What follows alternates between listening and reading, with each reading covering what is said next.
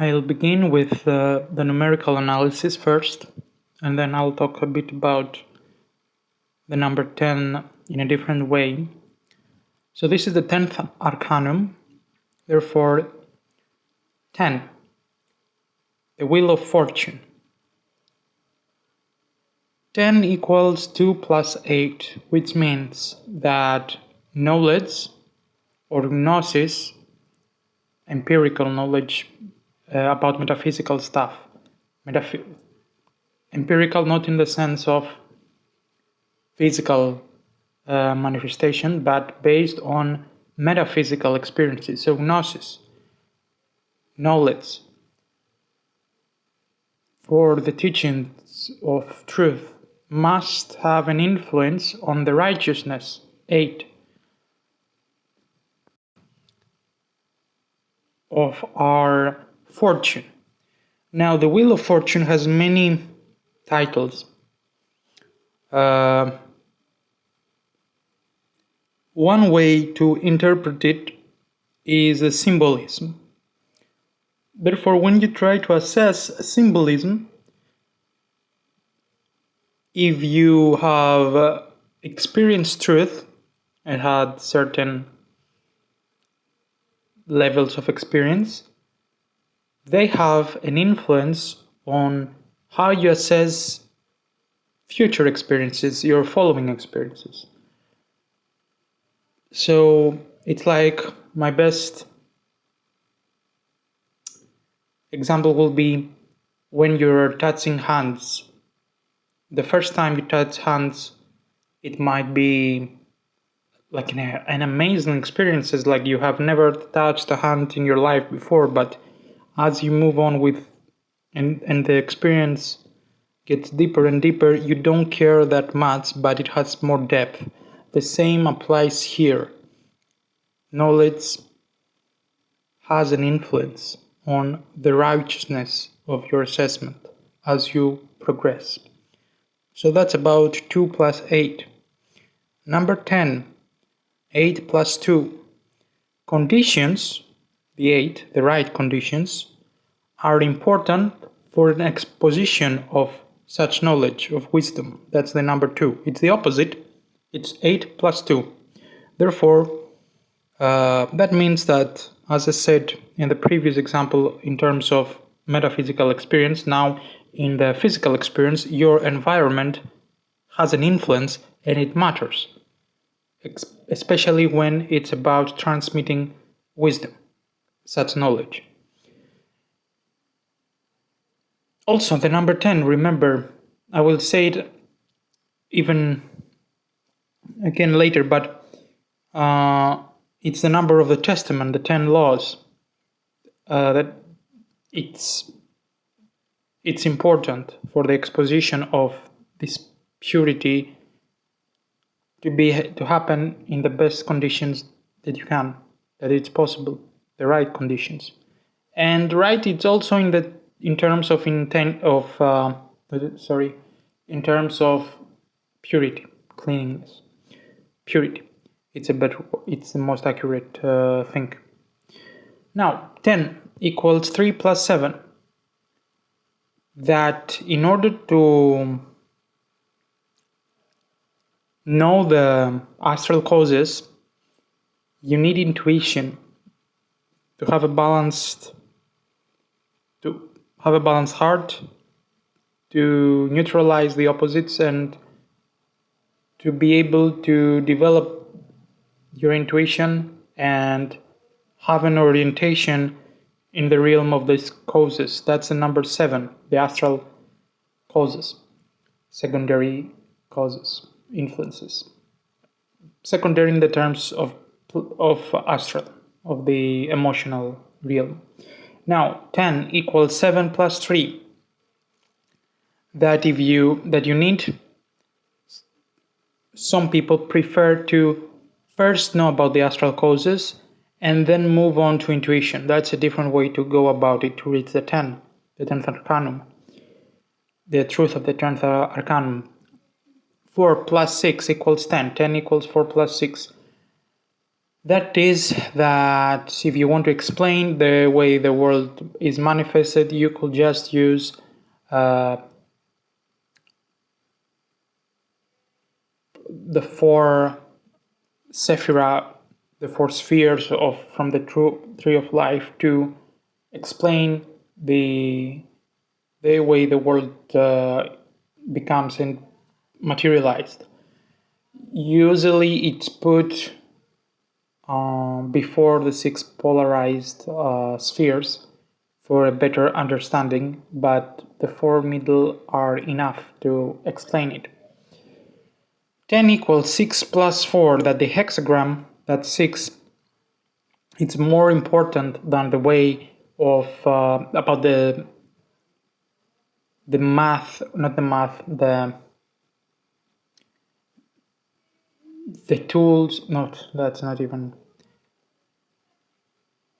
about, it's about the essence and not the elements of the 10th arcana. For example, we have the archetypes. You may use the 22 cards of the tarot. You may use the letters of the alphabet, the 22, or hieroglyphs, the 22. It doesn't matter. It does matter about because of your background, but it's the same corresponding principle, and you need to understand the connection and the truth for it. That's what matters, not your background, not if it's 22 cards or otherwise. Now 10 is 5 plus 5. To explain this, I need to go to a deeper analysis about the 1 plus 9 first to understand the 5 plus 5. All these numerical associations that I'm saying is of course based, as you saw probably if you didn't go watch the video, in the Temperance Major Arcana card, that if you know the number of the card, you can do an analysis based on the quantity, on the quality of the energies by the numbers, the sums of it, and you can get truthful assessments, accurate, truthful insights. So there is 1 plus 9, it's one truth expressed in 9 forms. And it's important to get this, to understand how the role is playing. This one truth is, why it is like that? It's a sum of all the things. It's not all of the things, I'm sorry. It's a sum. It's something that cannot be, it's difficult to express with words because it's beyond words. It's like, an example in your experience will be, you want to say something, inside you already have the meaning, but you say one word after the others. Like now, I'm saying something, the meaning is already there, but it takes some effort to make it an expressible, quantifiable thing. Because the whole of the meaning, it's already there, it's internal, it's invisible, but it's there, it's already whole, and then the words give parts of it. So you have one truth beyond explanation, and then you have like 9 forms that is an approach to that truth that will give you access to something that is beyond words, beyond explanation. These 9 forms, they are connected with 9 sephira. Sephiroth it means radiant, one radiant or numerical, and there are 9 of them. The one truth expressed in three ways. That the first family, the first trinity, is the first, as you can see in many traditions. I also went in a bit of more in-depth explanation about the Trinity and how it usually works on the generative factor in the Empress card. You can go and check this video as well. But to make an explanation right now, it's the active spirit that imprints in the passive shadowy receptive element, and then it produces a child. It's also like yes, it's active, passive, neutral. You can also see it that way. But when you begin, truth is androgynous in the sense that it's balanced and it contains the whole. So therefore, it splits itself in active and passive, and then there is the children. This high element is called macroprosopos, which is, people don't usually translate it, I don't know why. It means like it has it's a faraway face. It's like a face that you see and it's very, very, very far away. It's just to describe that the truth is beyond words. That's why it is called like that. But it's a person. They use this as a metaphor for a person. So we have like the first, this personality, macroprosopos, which is truth split in an active and passive. And this first trinity, the family, which is, the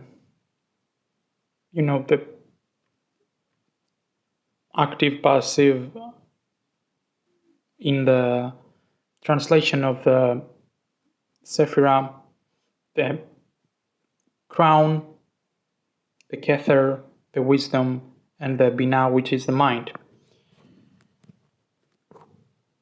Then you have the child, which is microprosopos, which means it has a short face, like it's a close one. You can understand it better because it's within the creative world, the astral realm, and etc. This is represented by 6 more Sephiroth. Also, it's very important to understand it by numbers, because if I say like names, it's cool, they are all correct, but if you know the planetary system, the symbols, the alchemical symbols, and how they are related to numbers, you can understand it way better. For example, 1 to 2 is wisdom, to 3, which is mind or Binah, and then there is 4, which is chest or Yudula, which is charity. 4, it's very similar with the sign of Jupiter, as you know, and it's way easier to see the charity there because you know what the attributes, the correspondence. So we have like from the 4 to the opposite, the 5, which is again, it's always 5 is connected to the planet. The 5 is justice, a more restrictive planet, planetary influence. Then you have 6, which is beauty and harmony. And then is 7, which is justice or victory, again, victory over the attributes, etc. And then you have 8, which is glory or peace. And then you have 9, which is form. And then you have 10, which is the world. This is again the number 10. So the macroprosopos will be like 1, 2, 3, and microprosopos would be like the 4, the 5, the 6, the 7, the 8, and the 9. So you have 6 rays. As a child, in a sense, it's a symbol, it's a metaphor. Don't take it really, it's a metaphor. And 1 truth split in active and passive to produce a child. So it's one thing beyond words, expressed in rays.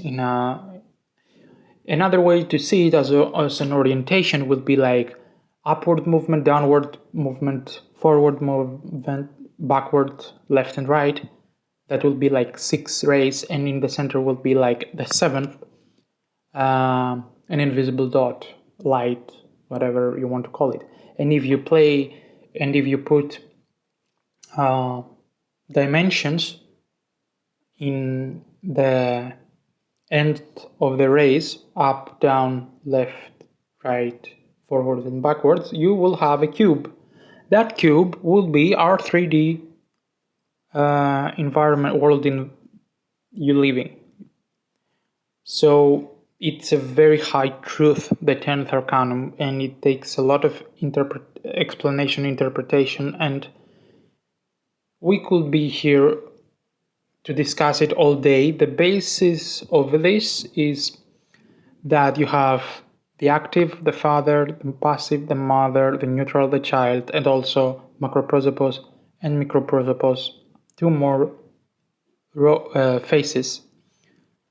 So this is a 5 plus 5 I wanted to explain before, and that's a story, because even tarot, the way you learn it is through a story, either like the story of the downfall and the resurrection and the reintegration of humanity as a whole, or the story of the suits, the story of the elements. There are many stories that people use to give wisdom, hidden wisdom, not to give hidden meanings away in a safe process. Thank you for your time. The Wheel of Fortune is important to understand these things. The right hand of God would be the numbers and Sephira. The numbers, let's say 3, 4, and 7. That means wisdom, charity, and victory. Wisdom prepares charity. Charity prepares the way for victory. Also, in the left hand, we'll have 3, 5, and 8. Mind thinking will lead you to justice, and justice will lead you to peace. Now, why you care about this? What's the getaway? What you get away from this? What you get out of it? Let's say that you have an idea, also represented by the higher spiritual ideal. To be sure that you are doing justice. If you want peace, for example, you can't have peace without justice. It doesn't work like that. Like, that's the occult law, to understand what you need to do before you do. And you can't have, if you want peace, you need justice, and you can't have justice if you do not think. You may have a desire and you are like, oh, let's follow and be, and you never think. That will lead you to injustice, and that will take away from your peace. That's a thing. Thank you for watching.